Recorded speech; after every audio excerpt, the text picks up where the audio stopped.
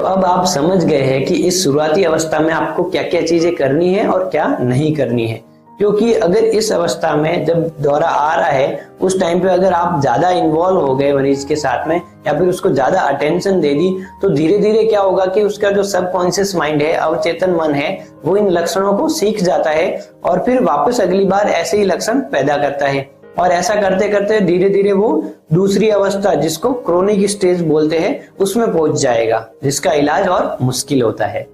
उदाहरण के लिए अगर किसी पेशेंट को नकली सीजर आ रहे हैं, यानी कि मिर्गी के जैसा दौरा आ रहा है, और अगर उसके घर वाले बार बार उसको गोदी में उठा रहे हैं और फिर हॉस्पिटल में लेके जा रहे हैं या फिर किसी मंदिर देवताओं में लेके जा रहे हैं, तो जो उसका सबकॉन्शियस माइंड होता है, अवचेतन मन होता है, वो ये सीखता है कि ये लक्षण तो फायदेमंद है और फिर वो आगे बार बार उसको पैदा करेगा।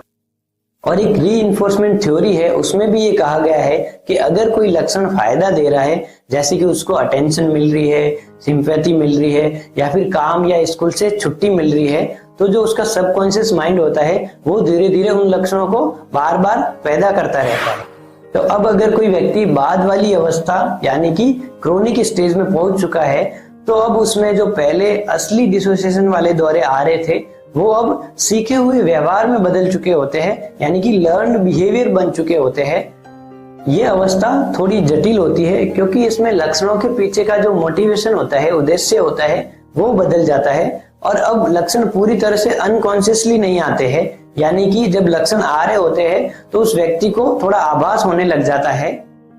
मतलब कि शुरुआत में तो व्यक्ति अनजाने में इन डिसोसिएशन वाले दौरों का शिकार हुआ, लेकिन बाद में किसी मनोवैज्ञानिक लाभ, जिसको सेकेंडरी गेन भी बोलते हैं, जैसे कि परिवार वालों का ध्यान अपनी तरफ आकर्षित करना या फिर ज्यादा संघर्ष से बचना या फिर अपनी परेशानी को व्यक्त करने का जरिया बन जाते हैं।